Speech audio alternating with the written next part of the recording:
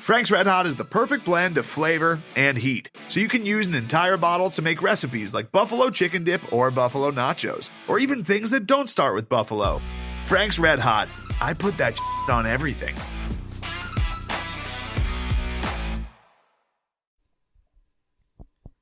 Craig, it's almost time for another Cougar Football Saturday. I'm ready to drop 70. We might. Yep, we might. There's a pretty decent chance. The funny thing is, though, like, we've been on this drop 70 train for, 8 years now. Right. But it's like even after, Arizona last year, it was kind of like, yeah, that's actually kind of hard. Like, you realize how hard Arizona it is to score 70. Twice against Arizona. It just seems like you're scoring relentlessly. Yeah. And you still, you you end get up with, the first time it was a missed extra point. This time it was a missed extra or botched extra point and a missed field goal that kept them from doing it last time. Yeah. But anyways, this is Podcast versus Everyone. I am Craig Powers. This is the Northern Colorado preview show. I am with Jeff Newser. Jeff, how are you feeling today? Are you recovering from your flu? Here's how I'm feeling. Ah, beautiful. That's how I'm feeling. I just finished my first day of teaching. My vocal cords are nice and warmed up after talking all day. Oh, yeah, they sound like it. Yeah. So, well, that's the thing. Like, we podcast during the summertime. I don't talk a lot during the summertime. Like, I mean, yelling at your kids doesn't really get the vocal cords warmed up. You kind of have to talk like all day. Speaking of child interruption. So anyway, yeah. So I have earned this beer. I know we don't have a beer segment, but I'm going to go ahead. Not for the preview show. But I'm just going to go ahead and tell you this is all about the wordplay from Abomination Brewing Company. Great. In Boston. And, so there we go. Wow, you'll have to tell me about that one. But I'm drinking a beer as well. I'm drinking Cathedral Tree. It's an oak barrel aged Pilsner from Fort George Brewing. As you know, I'm in Lincoln City this week, and I picked it up on the way down in Astoria. But that's all we'll talk about beer. Let's get right into Northern Colorado, the very good Northern. Just kidding. Very bad. Northern Colorado was picked to finish last in the Big Sky by both the coaches and the media. So unanimous. I don't know if they were unanimous pick, but they were definitely picked last. They finished 2-9 last year. Played an entire FCS and below schedule, so they didn't play any FBS teams last year. Still finished 2-9. They're Northern Colorado is a school of about 12,000 students, located in a city of about 100,000 called Greeley. The only thing I had ever known about Greeley before this was that the brewery Weldworks Brewing was located there, and they make some bangers. All right. Yeah. If only they could pass off some of that banging to the Northern Colorado Bears. Do you see what I did there? Hey-o. Do you see what I did there? Hey-o. But, so Northern Colorado's been in Division I FCS since 2006. They've had 2 6-5 seasons in 2015-2016. That is all their winning seasons they have had. They are coached by an alum, Ernest Collins Jr. He's been there for a long time, 9 years. He did coach them to those winning seasons.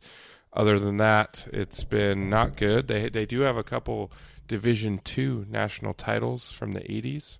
So they have had some success. It's interesting, their largest crowds in school history were from the year before they transitioned to FCS. So it's kind of interesting that they've had not as good a crowds. Maybe winning is more interesting than being in a higher league. I have no idea. I would think that once you kind of get down to that level, it might be. Yeah. I mean, around in our area, we've got PLU, which is a Division III program. But, they draw pretty okay crowds down to, they actually play down here in Puyallup. But they're out in, Parkland, almost Tacoma. Right. And so they draw pretty decent crowds though, cause they're a successful program. And even though it's, a lower level. So I think people like winning for sure. And, they don't like losing, oddly enough. And the Bears have done quite a bit of that. They lost their opener to San Jose State. Interesting, they didn't play any FBS programs this year. They're doing 2 games. Last year that they didn't play any FBS programs. This year they're playing 2. San Jose State paid them $375,000. We are paying them $425,000. So they are decided to go out and make $800,000 to help pay for their football program and whatever else. Those are pretty small amounts too, for what it's worth. Yeah, I think they're kind of getting hosed. Yeah. Well, I saw San Jose State's attendance was like 13,000. Well, that one makes sense. But yeah, ours is pretty good deal just for to get a W. But I guess they're not really providing much. They're not a big draw. No. So we wouldn't pay them what we'd pay maybe even like a New Mexico State or an FBS, sure. Mountain West type team. Even obviously Mountain West will cost more, but because you expect more people to come. But yeah, so $425K. And they might need it just to patch up their pride after this. They don't look good. They averaged 3.4 yards per play against San Jose State. Oh dear. San Jose State was projected by Bill Connolly to finish 103rd in defensive SP plus. Yeah. So it's not a good defense that they're averaging 3.4 yards per play against. Jeff, just how bad is 3.4 yards per play? Well, I think maybe the easy way to do it is to put it in the context of what New Mexico State did, right? Which is they were like 4.5, right? 4.7, something like that. So you're talking a full yard per play worse than that across an entire season. Like the like bottom 20-ish, like if you're in the bottom 20-ish of yards per play on offense in FBS, you're gaining like right around like 5 yards per play, something like that. And that's what Northern Colorado averaged last year across the whole season, right, in FCS. They rotated quite a few quarterbacks. They've had a lot of injuries. Their quarterback Jacob Knipp is a 6th-year senior. He's put up some pretty nice numbers, but he's just played bits and pieces of different seasons. He's been injured a lot. Yeah. But he's averaged 7.9 yards per attempt over his career, including this last San Jose State game where he averaged 4 yards. Which is pretty good. Yeah. He only averaged 4 against San Jose State. Of course, that's against an FBS level team. So, right. So we can see, I'm sure he's going to get pressured. They gave up 46 sacks last year. That's only against 385 passing attempts. So we're not talking like WSU level slinging the ball out here. 46 sacks. They gave up 4 sacks and 44 attempts the first game. I saw that he rushed the ball 8 other times. I'm guessing that those weren't all designed QB rushes, so he's probably scrambling out of pressure a few times. Yeah. So I think that one of the keys here, obviously not the keys to like winning the game. WSU could screw around and win this game by 5 touchdowns. We would think, but one of the keys that something important for us to look for is to see, because we were talking about in our reaction to the last game, we weren't really that impressed with the defensive line, especially when it came to pressuring the quarterback without a blitz. They should be able to destroy this offensive line. They're not very good. They better be able to. They're going to be smaller. New Mexico State have big guys. They do not. Like they're like you're going down a whole nother level. Like so like you're going from one of the worst FBS teams to one of the worst FCS teams. It's not like they should be able to dominate. They should be able to put pressure on them. So no matter how good Jacob Knipp is, they should not be giving him much time to even find anyone open. No. And I mean, one of the interesting things I noticed from their first game is they did run 85 plays, which is sort of interesting because that's a lot of plays. That is a lot of plays to be able to run. But yeah, I mean, it's, Knipp completed, I don't know, just a hair over 50% of his passes. None of their running backs could exceed 4.0 yards per carry. Well, even on the passes he completed, only 6.8 yards per completion. Yeah. That's not good. That is so terribly like there bad. was their leading receiver had 10 catches for 53 yards. Right. Like that's hard. Yeah. Their leader in yards per catch was their running back. He was the only one who could put together something reasonable on a yards per catch average. So yeah, they're super bad. And I mean, it's basically what we talked about. It's going to be WSU versus itself in this game, and the defense, it's going to be okay. So and something that's kind of been, we didn't really talk about this in Monday's podcast, but something that's sort of been floating around is this idea of, why did Clays sort of keep it so vanilla in that first game? Was he trying to challenge his team to do something? Was he trying to figure out how good they really were? Was he trying to not put something on film? I definitely don't think it's that. Like, I don't think that much matters, but it's going to be interesting to see, do they do the same thing? And then are these guys able to maybe work on some stuff in a game where they shouldn't have to extend themselves too terribly much? Right. Yeah. And so it, again, like the front seven should own this game, and we like the back end should just be making routine plays. Like it shouldn't be difficult for them. I wouldn't expect the running backs to get to the second level that often. I wouldn't expect the quarterback to have much time to throw. It'll be interesting if they keep that same pace against WSU, because 85 plays is pretty crazy amount of plays. You wouldn't expect, especially an FCS team playing an FBS team, especially a bad FCS team. You think they kind of slow it down. They did have the 41 runs to 44 passes, so they're kind of running a more balanced offense, and a lot of or balanced in the traditional term, not Mike Leach's term, but balanced offense in terms of run and pass. So that was pretty interesting. I do think that Nip has some talent, so if he does get some time, he'll be able to complete some passes. But if their field goal kicker hit all three of his field goals in the first game, so maybe they'll find their way to and he hit a 50-yarder, so maybe they'll find their way to the 35 at some point, and they'll get a field goal. Then maybe they'll get a busted something. They don't even have an explosive kick returner really, so it's going to take a huge mistake by WSU for them to score. And that's going to be the goal. I mean, the team's going to talk about it. They're going to be like, this is a team that should not score on us. Right. That's going to be their mindset going in, which is good. Like that's really what they should be thinking. So, and I think if, anything was sort of encouraging about the defense from the first game, is it certainly didn't seem like there were like major, blown, whatever, right. Blown coverage, blown whatever, half the team running one defense and half the team running another because the wristbands were wrong. You know what I mean? Whatever. Like, right. It certainly didn't look to the naked eye like that kind of stuff. Any of that kind of stuff had happened.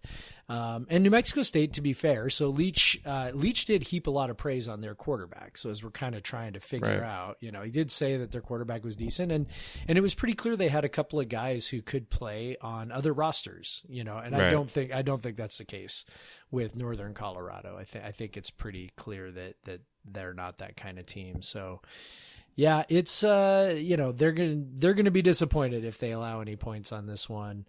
But you never know what happens if they, let's say they get up real big, 50-0 or whatever early in the third quarter, empty the bench, because, you do have a short week coming up. Yeah.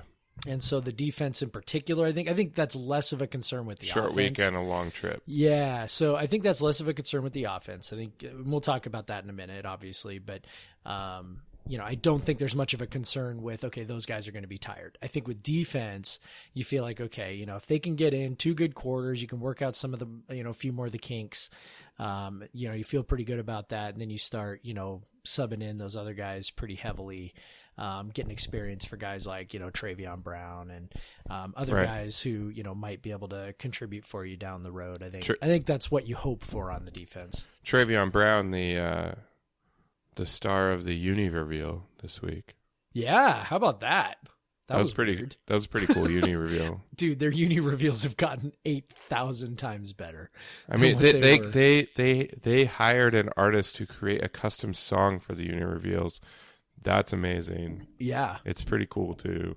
Yeah. So the guy who's doing those now is doing a good job. I'm sure it's John Hevron, the digital media guy. They hired a musician to create the too. So it's all good. Good job, Wazoo. Yeah, so I want that track. I want that new WSU song track. Yeah. But anyway, so that's how interesting Northern Colorado is. We're talking about the uniforms. Yeah. But I will say these are the uniforms. Yes, last time we wore them, 69 points. Very nice. Very nice. Very nice. Should we take a quick break? Yeah, and then we'll talk about some offense. All right. And we're back. Cool, man. So this is what I'm here for. How many touchdowns can we score? I mean, you're talking like New Mexico State had some better athletes on their defense, better players, and like when I'm looking across the board, like I was like, oh, this is a guy that can make some plays. This is a guy that makes plays. When I was looking at the Northern Colorado team, I was not seeing those guys. They actually lost their best defensive back. He was going to be a senior, but he had to medically retire because of some knee problems. So they were coming to the season already. He was an all big sky honorable mention. I'll give his name, Sharan Boyd Sharand. I've never seen that name before. Sharan Boyd Jr. But he's not playing. They have one senior on the entire roster in the defensive backfield. He started all 11 games last year. He has like one interception in his entire career. They had a safety lead them in tackles against San Jose State, which we all know is a very good sign. Yeah. That's not good. WSU has like experienced Paul Wolf. that. We have a lot of knowledge of what that means when your safeties are making all the tackles. Dude, when I was writing the preview on Coug Center, like I wanted to make that. I was like, we know that from the Paul Wolf era, but I'm like, I'll save us from thinking about that. It's even like more. When Dayon Buchanan was a freshman, and we were like, he had like 100 and whatever. This Dayon Buchanan kid might be a player. He's making 1,000 tackles back there. Yeah. I think Dayon Buchanan had like an 18 tackle game when he was a freshman or something. Oh my god! Because he was making like desperate tackles, touchdown saving tackles. There was no games to save. There were no games to save. That is correct. I'm sure. I'm thinking that's probably what Jerome Jackson was doing last week for Northern Colorado. You gotta think so. San Jose State 7.9 yards per pass against Northern Colorado. San Jose State sucks. Yeah, and that's we know all about that. As I'm looking at the ESPN box score here, they said Josh Love's QBR was 86.7, and if you're not familiar with QBR, I mean most people aren't, but that's actually a really good number. Like 100, I think 100 is perfect if I remember right. I think I've never seen higher than that. So and I think it might be like a percentile thing. Again, I'm not totally positive about this, but I know that 86.7 is actually a really good number. So and again, it's a year later, whatever, but San Jose State's offense was fairly pitiful last year. I remember last year watching the game and just like we were rooting for them to stay under 100 yards for the game, and I think they hit over it like really late in the fourth quarter. They barely got over 100 total yards. So it was that was like the most interesting part of the San Jose State game last year.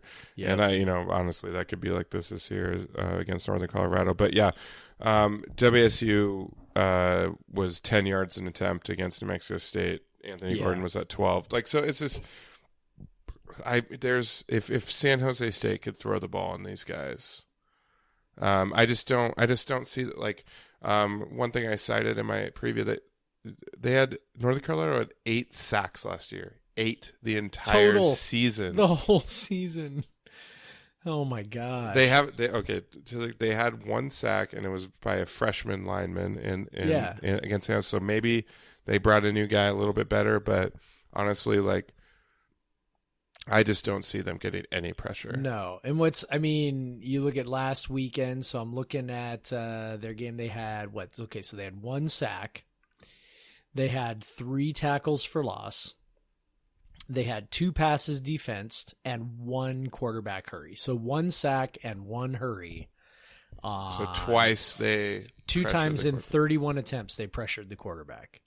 And that's San Jose State, who again, it's a year later, not the same team, et cetera, but they were projected, I believe, in the 120s in offense for SP Plus with Bill Conn. Like, they're not, which is all based on returning talent, recruiting, et cetera. And we annihilated their quarterback repeatedly last year. Oh yeah. So yeah, they're not going to get any pressure from their line. It's going to be interesting to see what they do. So New Mexico State obviously blitzed quite a bit, tried to mix in, guys coming from here and there, tried to confuse Gordon, which obviously did not work. So they got some, like, Gordon did really well with guys in his face. Oh yeah. Like, I think he could, like, a lesser quarterback would have done worse at times, but when there was dudes a lot were of coming, he knew where to go with the ball. He knew how to get it to the right spot quickly. I'm really curious to see if Northern Colorado tries to do the same thing, which would seem to me to be very stupid.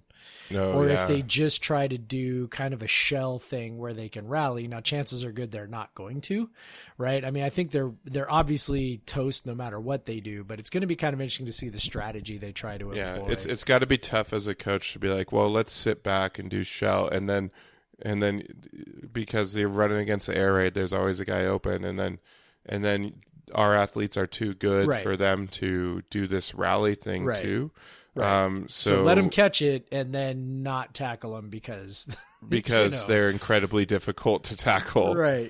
Give it to Des Patman and good luck there. I mean, if we do Travell Harris. Yeah. If they do that, you'll probably see, Max Borghi only got 2 targets last game. You'll probably see his targets go up. So they really want to tackle Max Borghi. Yeah. Good luck on that. Not when he's running straight into the line, but when he's out in space and he has no one around him and he's got 5 yards to size up your defender. Go ahead. That works really well for Pac-12 defenders. So good luck with your FCS guys. But it'll be interesting to see how they play that.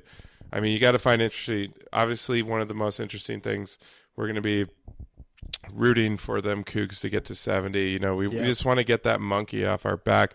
This is probably in analyzing games. This is the probably the best chance. Just like, even Bill Connolly's SP Plus has it at 64-4. Yeah, and that's funny. That's like the median score. Right. So it's not that far on the scale to get over to 70 from there. So that would include, a whole bunch of scores that are 70-something to 0. Yeah, exactly. That kind of stuff. I mean, there's probably scores in there that are like 80s, and so just to have 64 be the middle of the road, Yeah. So this is definitely a crazy mismatch. And just I've previewed WSU playing some FCS teams before, and this is definitely the worst one I've ever seen, and I think that, like, I'm actually expecting 70 points, but the only thing that might change that is we just totally go full on backups in the third quarter, but even third string, because we saw, like, it really didn't fall off it fell off from Gordon to Gabrute a little bit, but then it really fell off at Tinsley against New Mexico State. But I think even Tinsley could have quite a bit of success against Northern Colorado and Brandon Gray and those, like, third string guys. So I don't know. Like, look, Brandon Gray. I mean, let's be honest. Okay, so Brandon Gray is a great example. Let's be honest. Brandon Gray, if he played 3 years ago, would be our second string guy at X Right. or Z. Like he'd be like a second string type guy. Right now he's just kind of buried. Right. So yeah, it's the thing is that with this is that really the only thing I think that could make it drop off is lack of timing, lack of cohesion, or if they just slow it down like they did last game, right? So They definitely slowed it. fourth quarter, they really slowed it down. Like they were snapping the ball with, just a few seconds left on the clock. Obviously bringing Tinsley in sort of disrupted the rhythm because Gabrud really more or less picked up where Gordon left off. He wasn't as explosive, but obviously the offense was still in pretty good shape. Tinsley came in, hit a little speed bump, and then of course everything slowed down from there. I think one thing I'd really like to see is Cam Cooper. I'd like to see him get some live reps against another defense. Yeah. And I'd like to see him get some reps with some of, not necessarily the starters, but maybe like the two. And I understand the number twos are pretty much like starters anyway, but really just kind of mixing in those 2-3 guys, I hope. Let him throw to some of those guys. Really would like for him to get some live reps.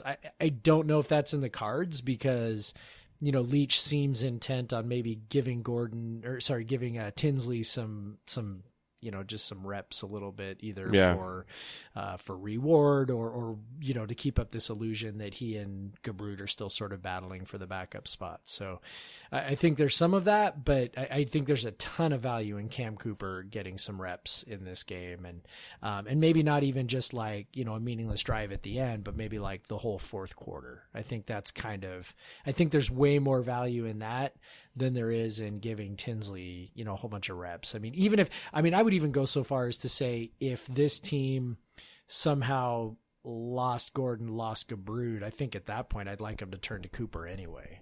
So, but that's probably a conversation for another day.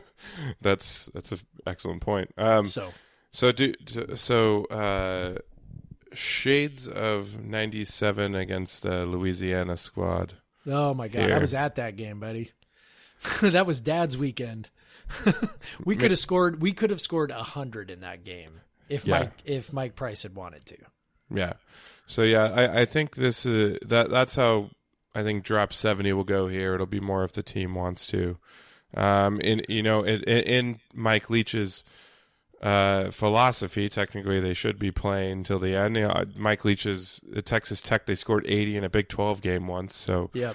That was back when the air raid was still freaking people out, and people didn't know what to do with it. But I do think that if the opportunity presents itself, I don't think Leach wants to. I think he's not real keen on just total embarrassment. Right. I mean, I think he knows they're completely overmatched. Well, yeah, and they're not. It's you're not playing a Pac-12. Right. I mean, team. if it's a Pac-12 team, sure, like let's score 100 if we can, but. Yeah. For this, I wouldn't be surprised again if you see the backups pretty quick in the second half. I don't think you'll see the starters pulled before halftime, but I think you'll see the backups pretty quick in the second half, presuming they've got a 6 or 7 touchdown lead at that point. And then, from there you may again see the pace sort of slow down a little bit, rather than it. I mean, there's nothing to be gained by, I don't know, like scoring 70. I mean, I think as long as the margin is, in the 40s or 50s, I think that does the job. Yeah. I think you might want to take away from it. Probably they'll be more concerned about the shutout than anything, honestly. And making sure guys are ready for the Friday game down in Houston. Again, like you said, short week, long flight down to Houston. They're going to want to make sure that guys are fresh, and I think particularly on defense. So, yeah. So, what do you think about a score then? Oh, goodness. Let's go an even 70-0. Ooh. Yeah. 10 touchdowns, 0 points, no field goals. I'm going that direction. I'm going to go 73-3. Just there you go. They sneak a field goal in there. Very disappointing, but then I dig it. We get it. We get a touchdown to get over 70 in the fourth quarter, and all 14 of us still in the stadium are ecstatic. Oh, you're gonna stick around just to see if they can get to 70. Oh yeah, that's what I was doing in Mexico State. I was like, come on, You need to Pour it make a on. sign. You need to make a sign so that you can hold it up, #drop70, and try and get on Pac-12 Washington. And when he says you, he means you listening. No, I especially mean if literally you're- you, Craig. No, I'm up under the I'm up under the hood. Like you Oh, can't. they'll find you. You can't see me. No, You'll If be you're- able to move down. Go sit down with all the football parents sitting in front of you. No, exactly. Well, they but if you're a student and you listen to this podcast for some reason, bring a sign that says drop 70, hashtag drop 70. Absolutely. If I see that, I will be over the moon. That'd be like a Absolutely. 5-star review, which Yes, it would. hey, if you're listening to this, feel free to leave us a 5-star review. That's right. And go ahead and hit subscribe if you're not subscribing to us. Subscribing. Yeah. Subscribed. If you're not subscribed. Subscribed. All right. Do we have anything else to add to this? I mean, this is This is good podcasting. There's a couple good games to watch this weekend, and I'll probably be in Valhalla watching that UW game and the Texas. What is it? Texas and Yeah, there's some really Texas LSU. yeah, that's There's the some one. really good games this weekend. Yeah, I'm gonna have to get the flu again so that I can sit in front of my TV and just watch football all day. All right, and all right. So go Cougs drop 70, and right. thanks everyone. All right, go Cougs.